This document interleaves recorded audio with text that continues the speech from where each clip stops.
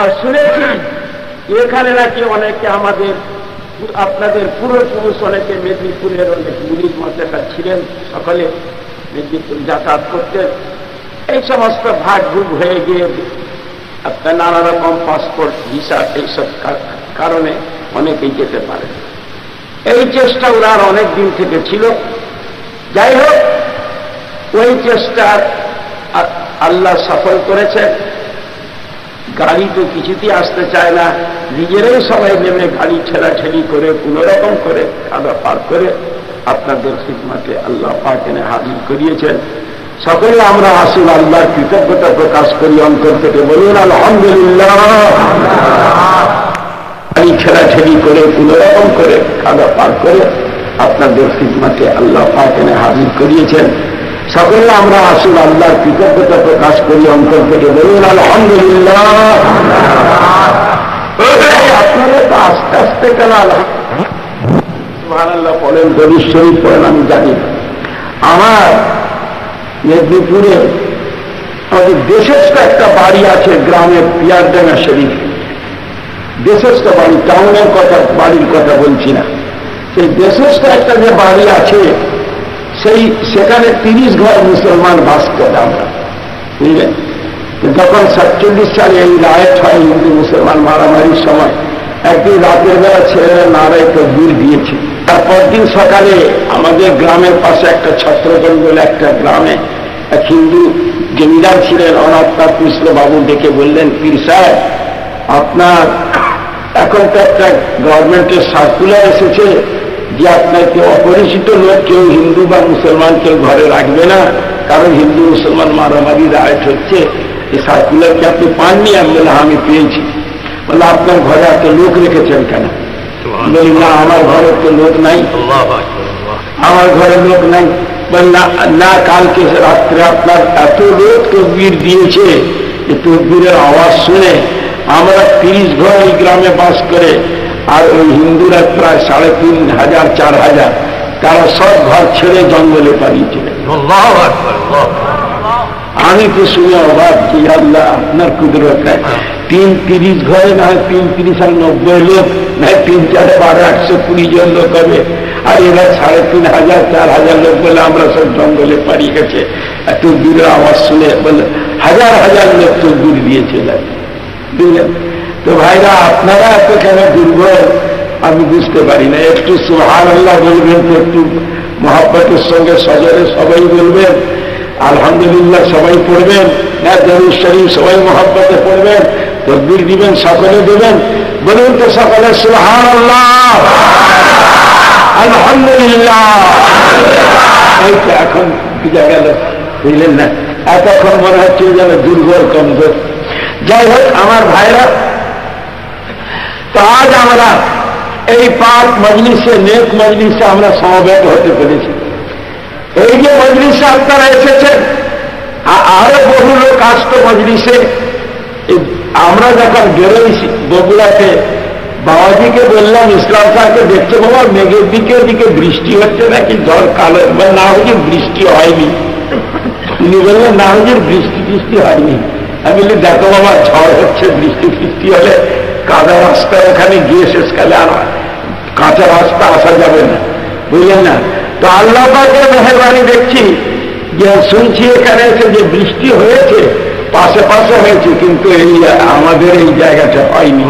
আল্লাহ রহমত, আল্লাহ বুঝলেন। আমার দিনদার ভাইরা, এই এক মজলিস, আর যে মজলিসে আপনারা উপস্থিত হয়েছেন সে সম্পর্কে একটা কথা বলে দিই। হযরত জুনায়েদ বাগদাদী রহমতুল্লাহ আলাইহির নাম আপনারা শুনেছেন না? বড় আল্লাহর ওলি ছিলেন, পীরানে পীর ছিলেন। তিনি যখন প্রথম বয়সে পীর হননি, তখনও খুব বড় পাহলওয়ান ছিলেন, কুস্তি করতেন। কুস্তিতে তাকে কেউ হারাতে পারত। তারপরে বাদশাহ একদিন ঘোষণা করলেন যে আমার জুনায়েদকে যদি কেউ হারিয়ে দিতে পারে তো আমি তাকে 2000 টাকা আমি তাকে ইনাম দিব, পুরস্কার দিব। অনেক লোক এলো তার সঙ্গে হাত মিলাতে, কিন্তু কেউ পারে না তাকে হারাতে। শেষ পর্যন্ত তিনি অদ্বিতীয় হয়ে উঠলেন, অদ্বিতীয় আপনার কুস্তিগির, অদ্বিতীয় পাহালওয়ান হলেন। তারপরে অনেক দিন কেটে যাওয়ার পর একদিন বাদশাকে একজন একটা চিঠি দিচ্ছে। চিঠিটা লেখা আছে, আপনার এই শ্রেষ্ঠ যিনি পাহালওয়ানের সঙ্গে আমি হাত মিলাতে এসেছি, আমি লড়তে এসেছি। বাদশাহ চিঠি পেয়ে অন্দরমহল থেকে বেরিয়ে এলেন। বলে, কে চিঠি দিয়েছে বাবা? তখন একটি দেখছেন রোগা পাতলা একটা ছেলে, রোগা। সে ছেলেটা বলল, হুজুর আমি চিঠি দিয়েছি। তুমি কি আমার পাহালওয়ানের সঙ্গে লড়াই করবে? হ্যাঁ আমি লড়াই করব। তোমার কি লড়তে জায়গা নেই? তোমাকে এক কাছে বিশেষ করে বড় বড় পাহালওয়ান কোথায় এসে তার কাছে শেষ হয়ে গেল, আর তুমি এক রোগা পাতলা বাচ্চা, তুমি তাও অত বড় শ্রেষ্ঠ পাহালওয়ান, তার সঙ্গে তুমি কুস্তি করবে? এ কি কখনো সম্ভবপর কথা? তুমি কেন জীবন দিতে এসেছো? যাও, চলে যাও। হুজুর কি কথা? আপনি চ্যালেঞ্জ দিয়েছেন যে আমার পাহালওয়ানের সঙ্গে যে কুস্তি করবে তাকে আমি সুযোগ দিব।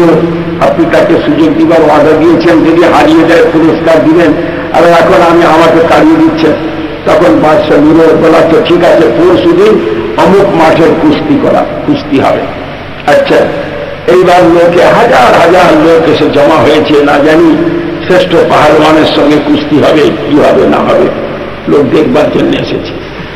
আমার ভাইরা এদিক থেকে বেরোচ্ছেন জুনায়েদ বাগদাদী রহমতুল্লাহ আলাইহ, আর এদিক থেকে বেরোচ্ছে একটি পাতলা রোগা পাতলা বাচ্চা। লোক সব দেখে বলছে, হায় রে ছেলে, তোমার কি যদি টাকার আবশ্যক হয় বললে না কেন? তুমি যে পাহালওয়ানের সঙ্গে কেন কুস্তি করতে যাচ্ছ? এক কাছালেই তো তোমাকে শেষ করে দিই। কিন্তু সে ছেলে কিছুদিন শুনে না, এবার মাঠের মাঝে গিয়ে হাত মিলিয়ে দিয়েছে পাহালওয়ানের সঙ্গে। সবাই তো দেখছে যে এক কাছালেই একে শেষ করে দিবে, কিন্তু দেখা যাচ্ছে কি হাত মিলাবার পর একটুকু ছেড়াছেড়ি করতে করতে কিছুক্ষণের মধ্যে, সামান্য কিছুক্ষণের মধ্যে লোকে দেখে এই শ্রেষ্ঠ পাহালওয়ান জুনায়েদ বাগদাদীকে সেই রোগা পাতলা বাচ্চা ফেলে দিয়ে তার বুকের উপরে চেপে বসেছে। সুবহানাল্লাহ।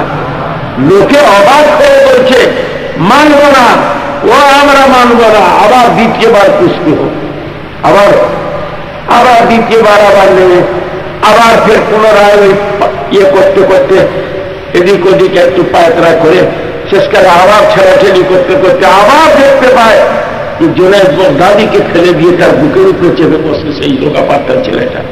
সবাই বলে মানব না আমরা। আবার তৃতীয়বার কুস্তি। আমার ভাই আর কুস্তি হলো। তৃতীয়বারও দেখা গেল যে জুনায়েদ বাগদাদীকে ফেলে দিয়ে সেই বাচ্চা ছেলেটা বুকের উপরে চেপে বসছে। তখন লোকের মুখ শুকনো হয়ে গেছে, এ কি ব্যাপার, এত শ্রেষ্ঠ পাহালওয়ান আর এই রোগা পাতলা বাচ্চার কাছে একবার নয়, দুবার নয়, তিনবার এরকম হেরে যাচ্ছে, হেরে গিয়ে আপনার শিকাস্ত হয়ে যাচ্ছে। ব্যাপারটা কি? কোন উপায় নাই, 2000 টাকা পুরস্কার দিয়ে দিলেন, বাদশা চলে গেলেন, লোকের মন সব সুস্থ হয়ে গেল, চলে গেল। 3 দিন পর বাদশা যখন বাচ্চা আমার হাতের সঙ্গে হাত মিলিয়ে দিয়েছে, আমি তো মনে করলাম এক কাছাড়েই তাকে শেষ করে দিব, কিন্তু ওই ছেলেটা হাতের সঙ্গে হাত মিলিয়ে আমার কানের কাছে একটা কথা কানে কানে আমাকে বলে দিল, এই জুনায়েদ বাগদাদী শুনে নাও, আমার পরিচয়খানা তুমি গ্রহণ করো, আমি হলাম রাসূলুল্লাহ।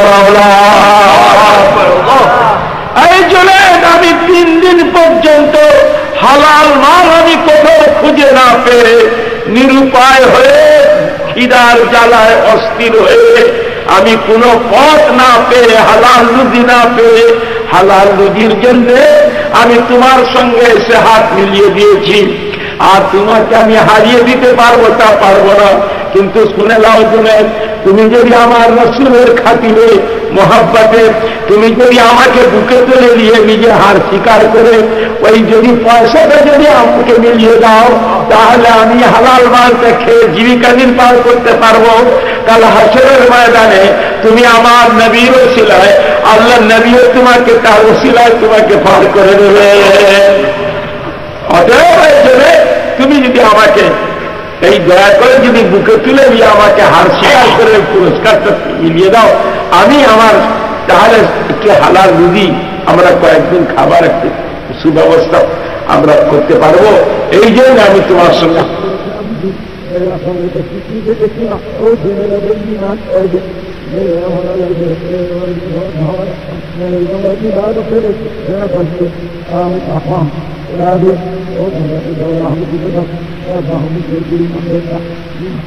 ওই বুকে ফিরে নিয়েছিলেন। তারই কারণে আল্লাহ পরবর্তীকালে জোরেদ বগদাদকে একজন পীরানে পীর করে দিয়েছে। আল্লাহ দুনিয়াতে পীরানে পীর করে দিয়েছিলেন, আর হাসরের ময়দানে আল্লাহ তাকে বেহেশতের অধিকারী করে দেবেন। তো আপনারা যারা এই মজলিসে এসছেন, আল্লাহ নবীর মজলিসে মহব্বতে ছুটে এসছেন, সুন্নতে বৃষ্টি হয়েছে, ঝড় বাদল হয়েছে, তার উপরে যারা আল্লাহ নবীর মজলিসকে, আল্লাহ নবীকে মহব্বত করে ভালোবেসে যারা এই মজলিসে মিলাদুন নবীর মজলিসে উপস্থিত হয়েছেন, কেন আল্লাহ তাআলা তাদের উপর রহমত করবেন না? আপনারাই চিন্তা করে এটা বুঝলেন। আল্লাহ নবীকে যারা ভালোবাসে, মহব্বত করে, তার মহব্বতে যারা শরীক হওয়াকে ভালোবাসে, তাই বলবো এখনো যারা বাইরে দাঁড়িয়ে আছে ছেলেপুলেরা, তারা যেন সকলে মজলিসে এসে বসে যায়, মজলিসের বেয়াদবি না করে। সমস্ত মুসলমান ছেলেপুলে যেন মহব্বতে এসে তারা মজলিসে বসে আল্লাহ নবীর মহব্বতে যেন আদরে রক্ষার্থে সবাই যেন বসে যায়। এই নবীর মজলিসের আদব করা মানে আল্লাহ নবীর আদব করা। আমার দিনদার ভাইরা, আমি আপনাদের কাছে একটি হাদিস শরীফ পাঠ করেছি, তার মানে মাত্র বলবো, লম্বা হাদিস মুসলিম শরীফ থেকে, কিন্তু সেই মানে বলার পূর্বে আমি একটু আপনাদের কাছে পরিচয় দিতে চাই। আপনারা কোথায়, কোন মজলিসে এসেছেন? আজকে কার মজলিসে এসেছেন? কোন মজলিসে এসেছেন? কোন নবীর কথা? হাদিস শরীফ মানে রসুলের পাকের কথা। এই রসুল বলতে গেলে তো একজন রসুল কি দুনিয়া এসেছেন? আল্লাহ কোরআন পাকে ঘোষণা করেন, وَرُسُلًا قَدْ قَصَصْنَاهُمْ عَلَيْكَ مِنْ قَبْلُ وَرُسُلًا لَمْ نَقْصُصْهُمْ عَلَيْكَ وَكَلَّمَ اللَّهُ مُوسَى تَكْلِيمًا। আল্লাহ বলেন যে অনেক নবীর কথা বলা হয়েছে, অনেক নবীর নাম তোমাদেরকে শোনানো হয়নি। এই আয়াতের তাফসীরে মুফাসসিরিনে কেরামরা লিখেছেন, দুনিয়াতে কত নবী এসেছেন তার সঠিক সংখ্যা নির্ণয় করা যায় না। অতএব তাই মতভেদ হয়েছে। কেউ বলেন 1,24,000 পয়গম্বর, কেউ বলেন 2,24,000 পয়গম্বর। মুখতলিফ রিওয়ায়াত। আমান্না সাল্লাল্লাহু। আমার ভাইরা, এটা কোন নবীর মজলিস? কোন নবীর কথা শুনছেন আপনারা? কার হাদিস শোনানো হয়েছে? তার পরিচয়টা একটু গ্রহণ করুন। এখন ছেলেরা যারা বাইরে দাঁড়িয়ে, তারা ভেতরে এসে বসুন। কেউ একজনও বাইরে থাকতে পারবে না। সকালে মহফিলের ভিতরে চলে এসো। আল্লাহ নবীর মজলিসের বেয়াদবি করবে না। সব ভেতরে এসো, সব এসে মজলিসের ভিতরে বসো। আমার দিনদার ভাইরা, আমি যে প্রসঙ্গটা আপনাদের কাছে তুলেছি, এই প্রসঙ্গটা বড় খুব কঠিন প্রসঙ্গ। অর্থাৎ আমার ভাইরা শুনো, আল্লাহ নবীর প্রশংসা, যে নবীর কথা আপনি হাদিস শরীফ বর্ণনা করছি, ইনি হলেন ওই নবী যে নবীর উম্মত হওয়ার জন্য উলুল আজম পয়গম্বরেরা আল্লাহর কাছে চোখের পানি ফেলে কাঁদতেন, ও খোদা আপনি আমাকে নবী করে পাঠিয়েছেন, বড় খুশি হয়েছি। আরো খুশি হতাম যদি আমার নামটা আখেরি জামানার নবীর উম্মতের দপ্তরে শামিল করে নিতেন। সুবহানাল্লাহ। কে দোয়া চাইতো? হযরত মুসা কালিমুল্লাহ আলাইহিস সালাম, হযরত ঈসা রূহুল্লাহ আলাইহিস সালাম আল্লাহর কাছে চোখের পানি ফেলে দোয়া চাইতেন, ও খোদা আপনি আমাদেরকে নবী করে পাঠিয়েছেন, বড় খুশি হয়েছি। এর চেয়ে বেশি খুশি হতাম যদি আমার নামটা আখেরি জামানার নবীর উম্মতের দপ্তরে আপনি শামিল করে নিতেন। আল্লাহ বলেন সুবহানাল্লাহ। কেন? আর আল্লাহ এদিকে উলুল আজম পয়গম্বর করেছিলেন, তবু তারা এই কথা বলতেন কেন? আমার ভাই, কোন নবী? ইনি হলেন ওই নবী। আমার ভাই, তার পরিচয় দেওয়া মানুষের সাধ্যের অতীত। শাহ ওলিউল্লাহ মুহাদ্দিস দেহলভী রাহমাতুল্লাহ আলাইহি একখানা কিতাব লিখতে আরম্ভ করলেন, হুজুরের প্রশংসাপত্র। হুজুরের প্রশংসা লিখব। কিতাবখানা লিখতে লিখতে মোটা হয়ে গেল, অনেক মোটা কিতাব, লম্বা কিতাব। পড়ে দেখলেন শেষ পর্যন্ত পড়ে দেখে তিনি দেখছেন কি একটা সমুদ্র থেকে যদি এক ফোঁটা পানি তুলে নেওয়া হয় যেমন সমুদ্রকে সমুদ্র বাকি থাকে, তিনি দেখছেন আল্লাহ নবীর প্রশংসা দেখে এত মোটা কেতাব বড় কেতাব হলো, মনে হচ্ছে যেন সমুদ্র থেকে এক ফোঁটা পানি তোলার ন্যায় সমুদ্রকে সমুদ্রই বাকি রয়ে গেল। সুবহানাল্লাহ। তখন তিনি তার কেতাবের শেষে লিখে দিলেন, কেতাবের শেষে তিনি একটা কথা লিখলেন, লা ইউমকিনুস সালাহু কামা কানা হাক্কাহু বাদাল খুদা বুজুর্গ তুই কিসসা মুখতাসার। ইয়া রাসূলুল্লাহ, আপনার প্রশংসা বর্ণনা করা মানুষের সাধ্যের অতীত, মানুষ বর্ণনা করতে পারে না। এইটুকু বলে আমার কিতাব শেষ করে দিলাম। আল্লাহর পরে সৃষ্টির উপরে যদি কারো দরজা থাকে, ইয়া রাসূলুল্লাহ আপনার দরজা হলো সেইখানে। সুবহানাল্লাহ। এই বলে আমি কিতাব শেষ করলাম। সেই নবী তো ইনার হুজুরের প্রশংসা বর্ণনা করা মানুষের স্বার্থের অতীত। তবে ব্যক্তি হাদিস শরীফ যা পাওয়া যায় সংক্ষেপে, মানুষ মানুষকে না চিনলে তার সম্মান করতে পারে কি ভাই বলেন? পারে।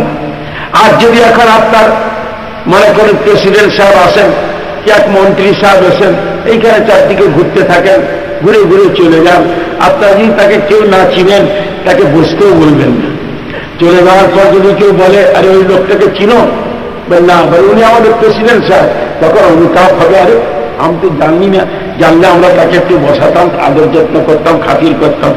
তা আপনারা যে নবীর কথা শুনতে এসেছেন, যে যার মজলিসের আয়োজন করেছেন, আপনারা মিলে সেই রসুল পাককে যদি একটু চিনতে না পারেন, তো আপনারা ওই তার পরিচয় একটু গ্রহণ করতে না পারেন, তো তার কথা শুনতে তো মজাও লাগবে না, তার কথা শুনে আমল করতে ইচ্ছা হবে না। অতএব তার একটু সংক্ষেপে পরিচয় দরকার। ইনি ওই নবী। আমার ভাইরা, শামাইলে তিরমিজি কিতাবের মধ্যে লেখা আছে, বাবের মধ্যে কতগুলো হাদিস শরীফ লেখা আছে। একটি হাদিস শোনাই, আমার নবী দো জাহানের বাদশাহ, ইনি ওই নবী যে নবীর কথা আপনাদেরকে শোনানো হচ্ছে, যার কথা শুনতে বসেছেন, যার কথা শুনবার জন্য আপনারা এই মজলিসের এত কষ্ট করে আয়োজন করেছেন। আমার ভাই সে নবী হলেন, আমার দিনদার ভাইরা, সে নবী একদিন হযরত উম্মে সলিম রাদিয়াল্লাহু আনহা ঘরে গিয়ে আরাম করছেন।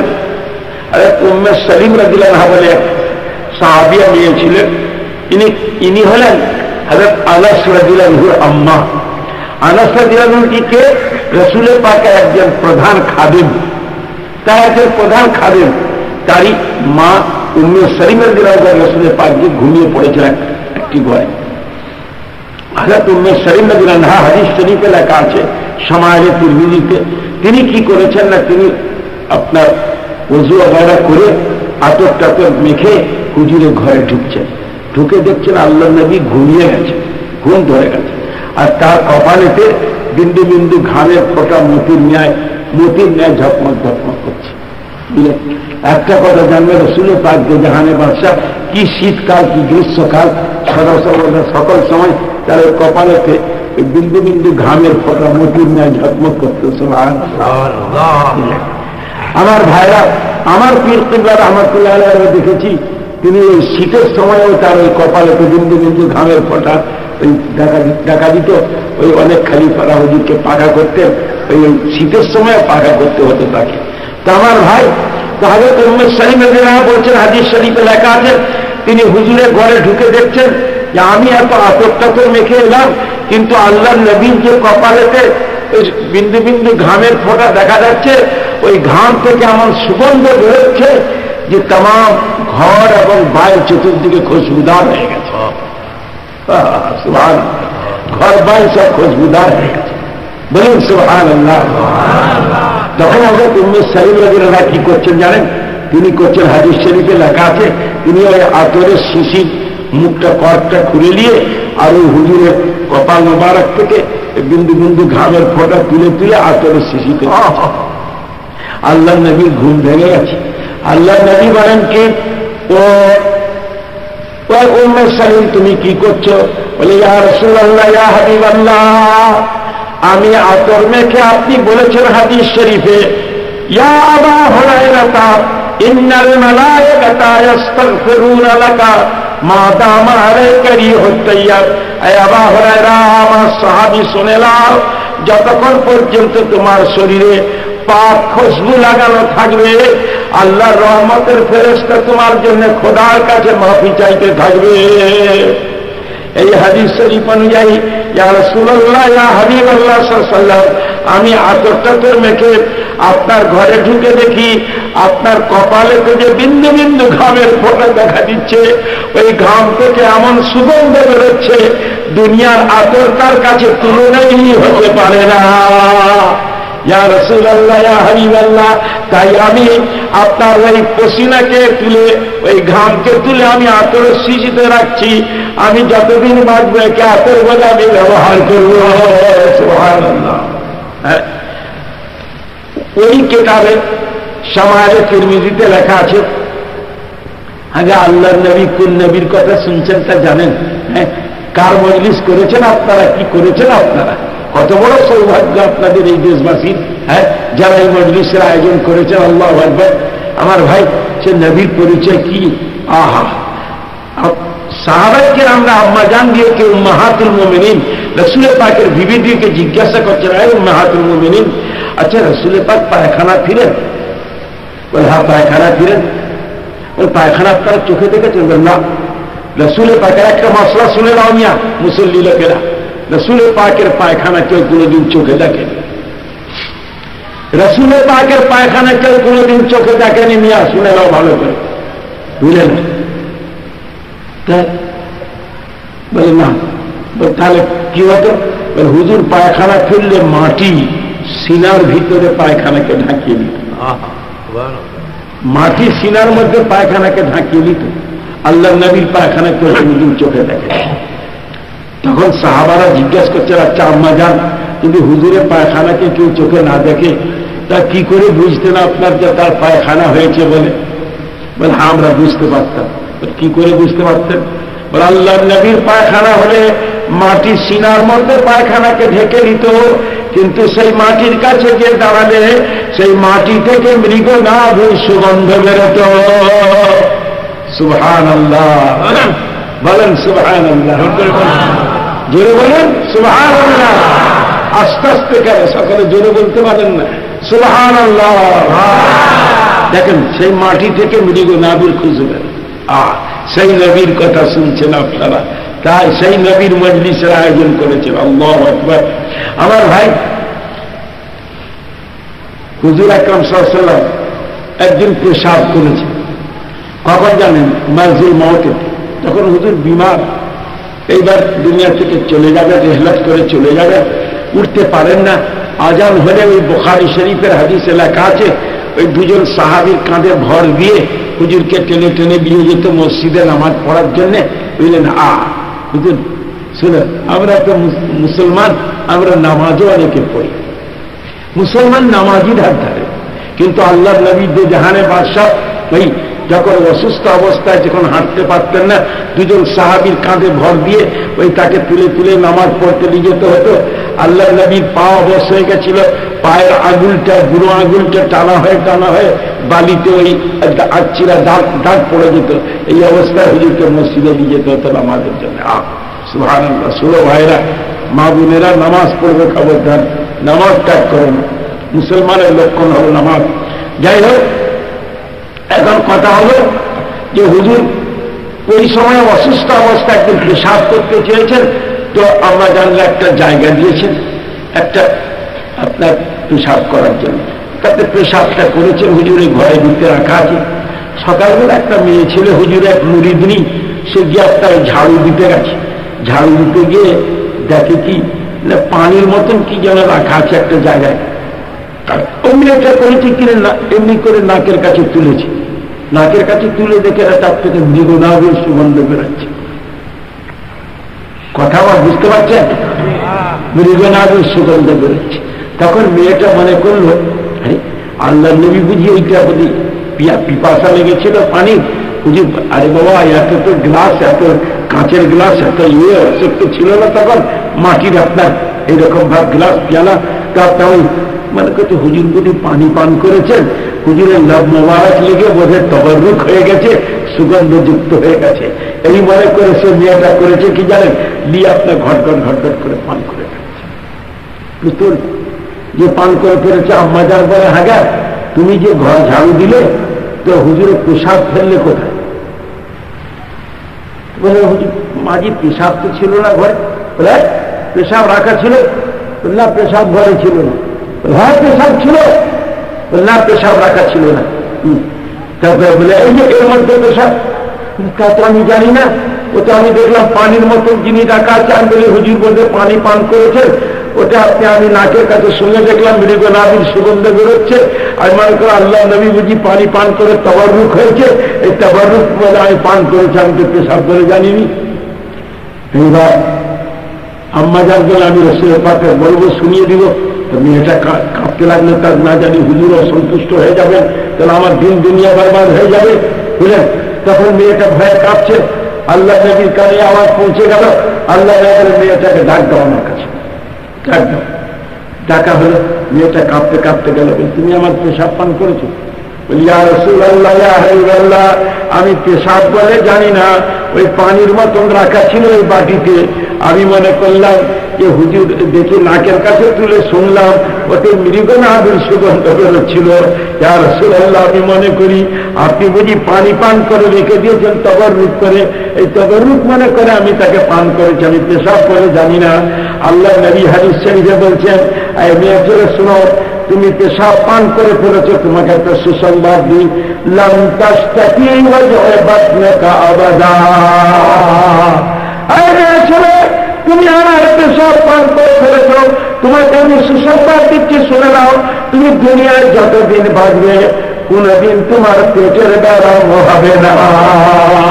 সুবহানাল্লাহ। আচ্ছা, আপনাদের মনে দাঁড়িয়ে একটা প্রশ্ন যাচ্ছে, হুজুর তাহলে হুজুরের পেশাব পায়খানা পাক না না পাক, এই মশলাটা জানো? কিচ্ছু জানো না। মশলা মশলায় ধার দেওয়া না, নামাজ নাই, রোজা নাই, কালমা নাই, বুঝলে? মুসলমান ঘরে জন্ম হলেই মুসলমান নাকি? আরে ভাই, আরে শুনে নাও একটা কথা, রসুলের পাককে মনে করবেন যে আমাদেরই মতন একজন মানুষ, বুঝলেন না? দেখতে যদিও আমাদেরই মতন ছিলেন, কিন্তু তিনি যে আল্লাহর হাবিব, বুঝলেন? অতএব তার পেশাব পায়খানা ছিল পাক। শুনে নাও, আল্লাহ নবীর পেশাব পায়খানা ছিল পাক, তার মধ্যে না পাকি ছিল না। বলেন সুবহানাল্লাহ। तमाम मसला किताबे লেখা আছে, সব ফেকাকে সব মাওলানাকে জিজ্ঞাসা করবে, বুঝলে না? তবে যদি শুকনো মৌলবি হয় তাহলে আলাদা কথা বলবে, উল্টো পাল্টা বলবে, বুঝলে না? আর শুকনো মৌলবি হলে না হলে সব মাওলানা মৌলবি সব জানে, तमाम किताबे লেখা আছে, যত কিতাবের কথা খবর যারা রাখে মাওলানা মৌলবি সব বলবে, ফেকার কিতাবে লেখা আছে যে রসুলের পাকের পেশাব পায়খানা হলো পাক, বুঝলেন না? তো আমার ভাই, অতএব সেই নবীর আজ মিলাদ শরীফ আমরা করছি, সেই নবীর উম্মত, সেই নবীর আপনার আজ ওয়াজের মজলিস, তার কথা শুনবার জন্য আজ এই মজলিসের আয়োজন করা হয়েছে। আল্লাহ নবী জাহানের বাদশাহ একদিন চলে যাচ্ছে পথ দিয়ে, সকালবেলা রসুল পাকের একটি মুরিদ, এক সাহাবী, গরিব সাহাবী ছিল, তার বেটির বিবাহের ব্যবস্থা করেছে, বেটির বিবাহের ব্যবস্থা। এবার আল্লাহ নবীকে দাওয়াত দিলে মনটা চাইলে আল্লাহ নবীকে দাওয়াত দিয়ে আনবো আমার বেটির বিয়েতে, কিন্তু দাওয়াত দিয়ে আনবার মতো ক্ষমতা নাই। মেহমানকে দাওয়াত দিলে তার খাতির করতে হবে, তার মনে যেন ব্যথা না লাগে, কষ্ট না লাগে। আল্লাহ নবী বলছেন, মেহমানকে দাওয়াত দিয়ে যদি খাতির না করো, তার সম্মান না করো, তাকে কষ্ট দাও, আল্লাহ নারাজ হয়ে যাবেন, আল্লাহ রসুল অসন্তুষ্ট হয়ে যাবেন। এই জন্য ভয়ে তিনি দাওয়াত দিতে পারেননি আল্লাহ নবীকে, যে হুজুরকে দাওয়াত দিতে গেলে তার নাতিরা বসে থাকবেন, আর সবটা বড় বড় সাহাবীরা বসে থাকবেন, আমি কি করে বলবো হুজুর আপনি একা একই যাবেন আর কাউকে সঙ্গে নেবেন না, এটাও বলতে পারবো না। আর দাওয়াত দিয়ে সকলকে মেহমানদারি করার কোনো ক্ষমতা নেই, গরিব মানুষ। অতএব ওই কোনো রকম করে ছুতোর মিস্ত্রি কাজ করতেন, ছুতোর মিস্ত্রি বুঝেন তো, ওই কাজ করে হুজুর জীবিকা নির্বাহ করতেন সেই সাহাবীটি, তাই দাওয়াত দিতে পারেননি, মনে মনে কাঁদছেন। একটা কথা জেনে রাখবেন, আল্লাহ বলেছেন, হে আমার উদয়নী আস্থা যেগুলা করি, আমার বান্দা অন্তরের সঙ্গে যদি আমার কাছে কিছু কামনা করে, আমি আল্লাহ তারা সব পূরণ করে দিই। সুবহানাল্লাহ, বলেন আলহামদুলিল্লাহ। নারায়ে তাকবীর, আল্লাহু আকবার, নারায়ে তাকবীর, নারায়ে তাকবীর, আল্লাহু আকবার। অন্তর থেকে চাইলে মানুষ আল্লাহর কাছে দোয়া চাইলে কবুল করবে। আল্লাহ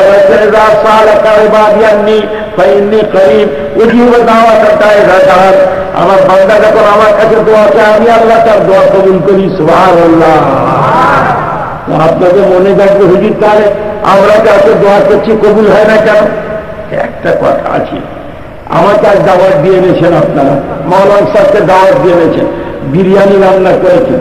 এবার বিরিয়ানি রান্না করে একটা কাঁচের প্লেটে করে, সুন্দর একটা কাঁচের প্লেট, এই নকশাদার কাঁচের প্লেট তাতে করে এনে কি করেছেন না, এইবার এনে